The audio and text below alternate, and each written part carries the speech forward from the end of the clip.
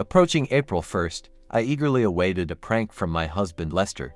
Over the years, our history as pranksters had seen an annual increase in the severity of our jokes. The streak of mischief began with me one warm day when Les and I went out. Despite wearing a buttoned-up jacket, I claimed to feel a chill as we strolled through the mall. Suddenly, I removed my jacket to reveal a t-shirt with the words, "I am with stupid," complete with an arrow pointing sideways, standing right next to me. He couldn't initially discern what was on my t-shirt, only noticing the amused reactions of passers-by.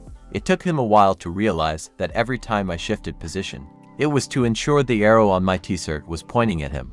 His face turned crimson, and thus commenced our official prank war. Then came the year when I received an official-looking email, supposedly from the local health department, claiming I had been listed as a lovemaking contact of an Anthony Sanders and instructing me to undergo immediate testing. What I hadn't anticipated was the CC line, including everyone in my office, suggesting they had received the same alarming message. Most of them knew Anthony as an old college boyfriend, oblivious to the fact that I hadn't seen him in over a year, let alone been involved lovingly. "Lester, you got me good." Last year one edited a photo, replacing my husband's average-sized member with a comically tiny one and sent it around his office. Truth be told, he's actually above average in that department. He was furious, spending 2 nights away before even considering coming home. No matter how much I apologized, I ended up resorting to an offer of 3 specific favors just to coax him back. 3 bad acts he couldn't refuse. Once home and appeased, he claimed our pranks had spiraled out of control, vowing never to retaliate or prank me again. His promise seemed sincere, but I didn't buy it.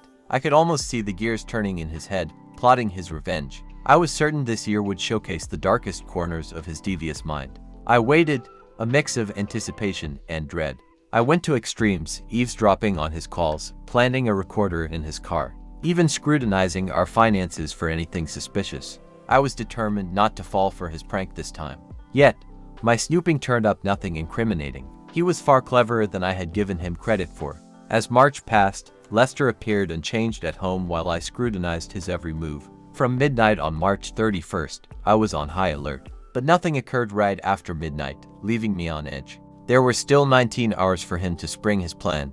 I swore to be prepared for whatever he had up his sleeve. The following morning, April 1st, when I descended to the kitchen, he casually offered to whip up breakfast, a rare gesture that immediately raised a red flag. There was no chance I'd consume anything he prepared. I claimed I was in the mood for just cereal. That morning, while pouring myself a bowl and adding milk, I discreetly sniffed it, on the lookout for any added substances. Nothing. A tentative taste confirmed its normalcy. I stubbornly skipped the coffee, citing a reduction in my caffeine intake. Truthfully, I avoided it because he made it. I observed him preparing his beloved ham, egg, and cheese English muffin, almost tempted to ask for one despite the risk. Post-breakfast, we both got ready for work. Amidst checking my toothpaste for tampering and ensuring my cologne retained its usual fragrance, not skunk odor, everything appeared normal except for my sore anxiety. I inspected my car for any suspicious devices, wishing for one of those border-crossing mirrors on a stick to scrutinize beneath. It all seemed regular, yet my heart drummed loudly when I started the engine, testing the brakes unnecessarily. I scolded myself Lester wouldn't resort to anything physically damaging. I repeated that to reassure myself, but doubt lingered. He was seriously upset about my last prank at work. My enthusiastic best friend Marta eagerly greeted me and expressed her curiosity about Lester's antics the previous night. I had confided friend Marta eagerly greeted me and expressed her curiosity about Lester's antics the previous night. I had confided in Marta about my concerns regarding Lester's impending April Fool's trick, recalling her support for my prank from the previous year. She jokingly requested an unaltered version of the photo, or even better, a private viewing in our bedroom. I noted her eagerness for some excitement in her life. I shared with Marta that Lester had been relatively quiet, but I was convinced he was plotting something. I could sense it in the air at night. Marta playfully commented on her love for slipping song lyrics into conversations, prompting a chuckle from me. I believe he's prolonging my suspense just to push me over the edge. Well, he doesn't have far to go right now, but mark my words, whatever he pulls, I won't fall for it. He may be the prince of pranks, but I am the queen of jokes. We laughed, and then I finally indulged in my much-delayed morning coffee. I checked my desk for unexpected surprises and went about my work relatively normally. though occasional thoughts of what might await me later lingered. The first time my desk phone rang, I practically leaped out of my chair, chuckling at my own hidden nerves. Nothing out of the ordinary happened for the rest of the day. I half expected a delivery of risque items that would accidentally be revealed in front of my colleagues, but thankfully nothing of the sort occurred. As the workdays neared, my anxiety skyrocketed. At 5, I hit the road, nearly missing the red light. As my mind fixated on what awaited me at home, I gave myself a light slap to refocus on driving safely. Upon arriving home, I started preparing dinner. Lester arrived at his usual time, appearing completely drained. I suspected it was an act, anticipating more theatrics from him soon. I asked if he had a tough day, dealing with too many graduates struggling with basic math.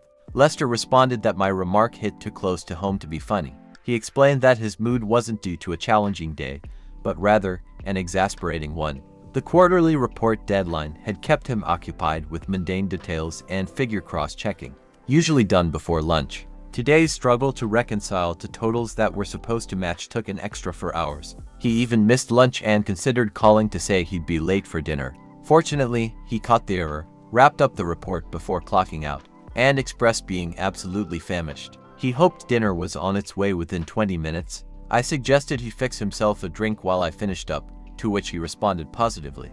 Appreciating the idea, Lester leaned in, planting a kiss on my cheek before heading to the cupboard where we stored the liquor. He grabbed the bourbon and mixed himself a drink before settling in the living room, tuning into reruns of Swamp People.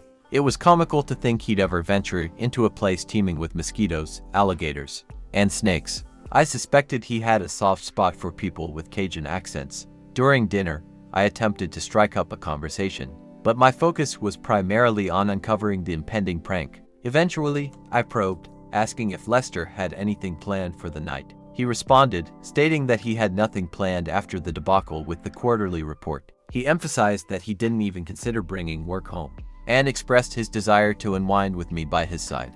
Playfully teasing, he mentioned that since his favorite girl wasn't there, I would have to do.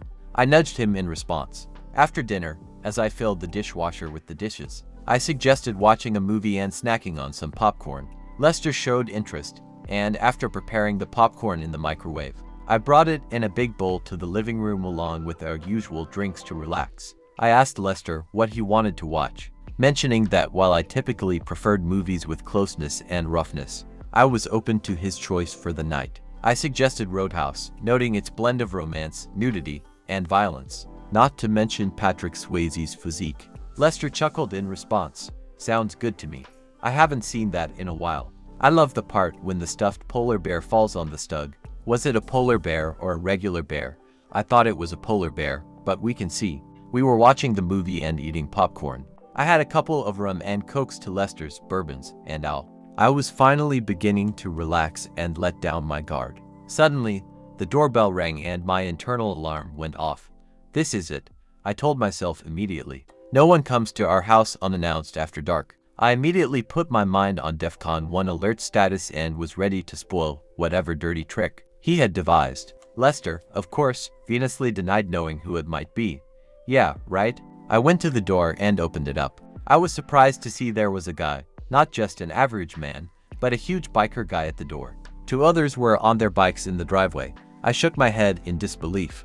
I thought that Lester, this is going to be good. I greeted the scared, tattooed biker with a knowing smile, expressing my awareness of the situation. I apologized for disturbing him and asked if this was where the party was. Responding affirmatively, I slung my arm around his waist, leading him to the center of the living room. Noticing his firm abs and bulging biceps, my husband, seeing me with this stranger, leaped off the couch, bewildered. He questioned who the stranger was, and I played along, stating that he was here to fulfill my fantasy. My husband realized it was an April Fool's joke and expressed his initial confusion. I acknowledged the prank and continued with the act, telling the stranger, whom my husband referred to as Paul, that his prank was over and he could leave. The stranger, calling himself the bandit, insisted on staying, and I affirmed that I wanted him to stay. I turned to the bandit, planting an exaggerated kiss on him, much to my husband's dismay. Lester rushed over, and the bandit grabbed him by the throat, making him stumble and choke. Chuckling, the bandit pulled me close, caressing my backside while kissing me. I reciprocated, sensing his arousal. Lester charged again, and the bandit knocked him down with a single punch. Addressing me, the bandit asked if he should handle Lester or if he should stay and watch. I chose to let Lester watch, stating that it would teach him not to mess with me. The bandit agreed and stepped outside to inform the others. Inside, one of the men scanned the room and questioned what was happening, noting that it didn't resemble a party. I explained that the lady, referring to myself, wanted to be involved with bikers before heading to the actual party. Commenting on my assets, they discussed their plans, with one expressing the intention to take my rear first. They noticed Lester on the floor and learned he was my husband, whom I wanted to watch. I suggested tying him to a chair and taping his mouth, offering the materials from the garage. Lester protested, declaring that regardless of the situation being a joke or not, it marked the end of our marriage. I responded, accusing him of setting it up and now being upset because I wasn't playing along as he intended. As Lester lunged again, the bikers subdued him and convincingly pinned him to the chair. I wondered if their coordination was rehearsed. The bikers inquired about getting the party started and asked about drinks. I directed them to the liquor cabinet and the fridge for a couple of beers. Bandit turned to me, asking how I wanted to start and how far Lester had suggested they go. I responded, asking Bandit about Lester's instructions, and he looked puzzled. He mentioned I could go all the way however I wanted. In a referenced version, he did it right. If we're going through with this, I could use some help setting the mood. Got anything stronger than liquor? Absolutely. I always carry something. He fetched something intriguing from his bike. A sip later, I found myself swapping kisses with all three of them, smirking at Lester, who seemed to struggle to break free. Approaching me, the bandit declared, "Time to dance, darling," tearing off my dress and swiftly losing my underwear. Soon he was bare, as were his companions. Panic started to grip me. I hadn't anticipated Lester would allow things to escalate like this. I shouted to Lester, "Consider this a lesson if you try to outsmart me engaging with his friend."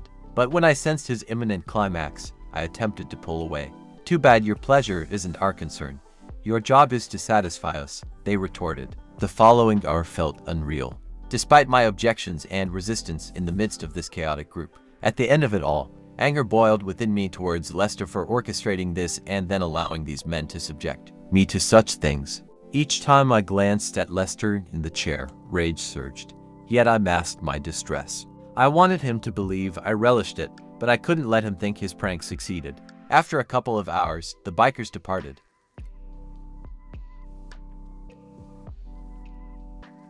My movements were labored, but I managed to reach the kitchen and grab a sharp knife. When I went to release Lester, I discovered his wrists and ankles were injured. His ankles were bleeding, the ropes having torn into his skin.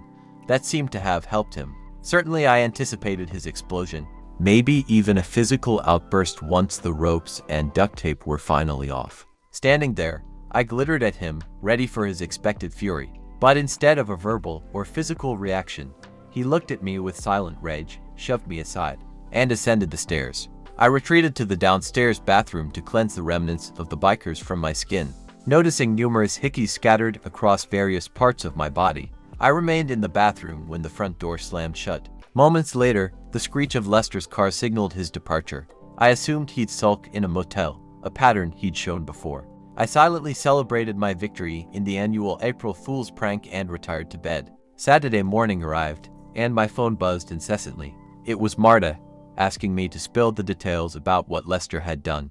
I responded, saying he wouldn't believe it and suggested meeting for lunch at Fridays. Marta agreed, urging me not to tease. At TGIF, we indulged in our meal, and I recounted the actual biker encounter that was meant to be a sham, along with Lester's furious reaction.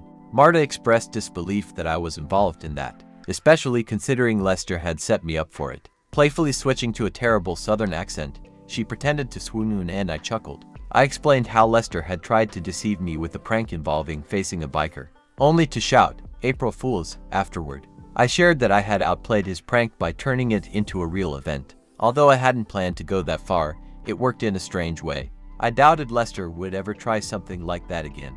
Marta questioned whether I was positive Lester had set it up, expressing disbelief that he would orchestrate something so extreme. The possibility of a messy divorce was raised, and there was a suggestion to get rid of any video, with a cheeky request for a copy. While I dismissed Marta's last remark, her earlier words triggered a troubling thought. What if it wasn't a setup? The idea of a potential divorce weighed heavily on me, a dire possibility I was hesitant to consider. It felt like I might have shattered my marriage, but swiftly I pushed the thought away. Convinced it had to be a setup, that's what I stuck to, reassuring myself and trying to believe it. Then a realization struck me, prompting a question about the last time a biker showed up at my door looking for a party.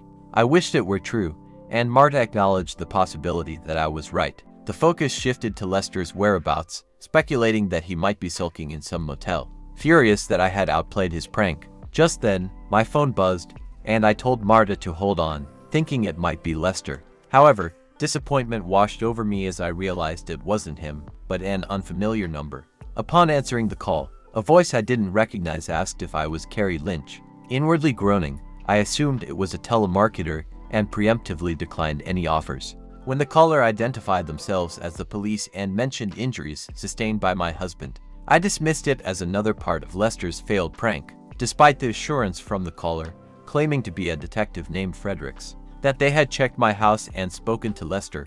I doubted the legitimacy of the situation. Refusing to play along, I told the supposed detective that I would be home in an hour or whenever I pleased. If he wanted to talk, he could come by later. I ended the call abruptly. Marta expressed concern about the police calling me and suggested I should go see Lester. I shared my skepticism, unsure if the caller was genuinely a detective or just another one of Lester's ploys.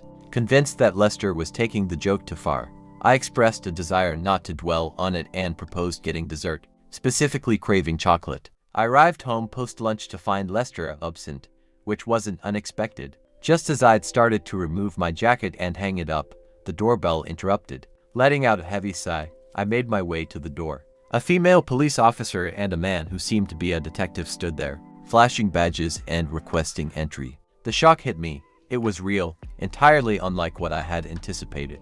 Doubts crept in. Perhaps they weren't really law enforcement. I'd asked to see their identification.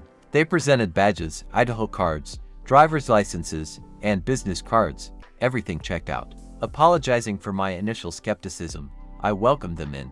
That's when I remembered I hadn't tittied up from the previous night. The living room remained untouched since I'd gone to bed, displaying empty beer and liquor bottles, stains on the couch and rug, and of course the chair. The detective focused on the chair where Lester had been bound, noting the cut ropes, used duct tape, and bloodstains. I hadn't realized there was so much blood. The detective asked if this was where my husband was tied up, and I confirmed, adding that it was a bit more complicated. When asked about the complexity, I explained that my husband had orchestrated an ill-conceived April Fool's joke to make me think a biker gang would attack me.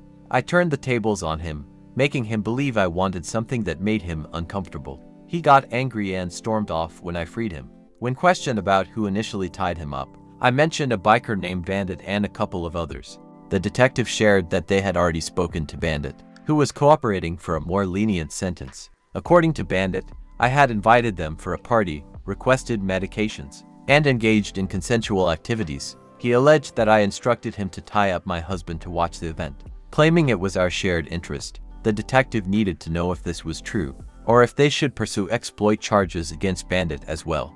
To know if this was true or if they should pursue exploit charges against Bandit as well. I attempted to stop it, but my efforts were in vain.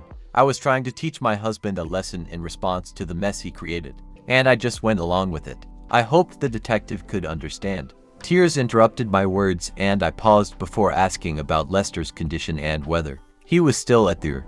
The detective explained that Lester was more angry than anything else. His wrists and ankles were bandaged and sore as expected. Lester had been discharged after a couple of hours, but came to the police station to press charges. The doctor anticipated a physical recovery.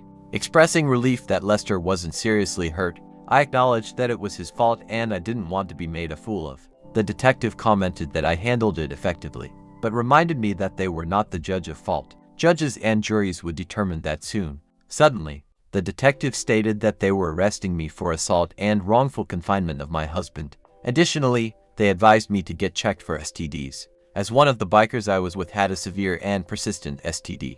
The detective informed me of my right to an attorney. In a plea for understanding, I explained that it was meant to be a prank on me, and I retaliated. I protested against the arrest, arguing that it was Lester's fault, but the detective insisted that I should tell that to the judge. Subsequently, I found myself in jail, attempting to post bail. However, I discovered that my cards had been canceled. Despite the humiliation, I called my father and fabricated a story until he revealed that Lester had already contacted him. My father, who was close to Lester, berated me for minutes while I sobbed. Eventually, he agreed to bail me out and take me home. Upon arriving home, I sent a text to Lester, pleading for a discussion. To clarify things, his reply was cold. "Everything is clear to me. My response is coming soon." I hoped for a face-to-face, or at least a call. Instead, I received divorce papers citing physical exploit and emotional torment. I cried once more. I had allowed a foolish prank to ruin my marriage, an impractical joke, to say the least. The trial progressed swiftly. Bandit took the stand as the primary witness. His testimony detailed arriving at the wrong address, being invited by me and others to a party, tying up my husband at my behest, and engaging in consensual relations with me.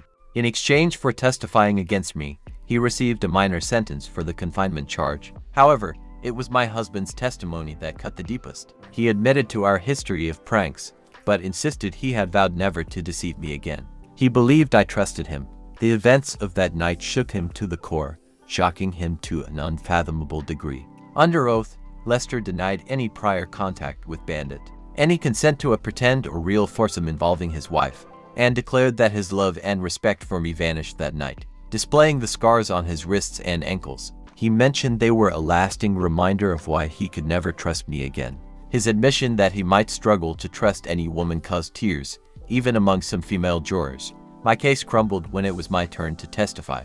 Tearfully narrating my version, I sensed the jury's disapproval, especially from the female members I had hoped to sway. Guilt weighed on me, evident to all, and unsurprisingly, the verdict was guilty. I received a 3 to 5 year sentence, a leniency that could have been harsher. Back in county jail, I awaited transfer to prison when space became available. The final divorce papers arrived during my incarceration, but I barely acknowledged the settlement. One day, Lester visited, and I was puzzled by his presence. He sarcastically remarked that the prison suits me. I acknowledged that I deserved the sarcasm and expressed regret for what I did to him. Even if he didn't orchestrate it, Lester responded, stating it was too little, too late, and that he still believed I set him up. He presented a hypothetical scenario, suggesting a twisted motive on his part to orchestrate a divorce with the best terms, a slicker than 50-50 split. He detailed a cunning plan involving squirreling away cash, bribing bikers, deceiving cops, and taking a minor sentence. He mentioned the need for ties to a gang, hinting at someone at work whose brother needed his approval for a promotion. Lester expressed his shock when I took the situation to a level he hadn't anticipated, and he claimed that seeing me enjoy it crushed him. Despite feeling torn between wanting to end both of us, he opted to put me behind bars. Acknowledging his correctness, Lester stated that we were both fools in the mess, but I was the one behind bars. Acknowledging his correctness, Lester stated that we were both fools in the mess, but I was the one behind bars. He questioned who the bigger fool was,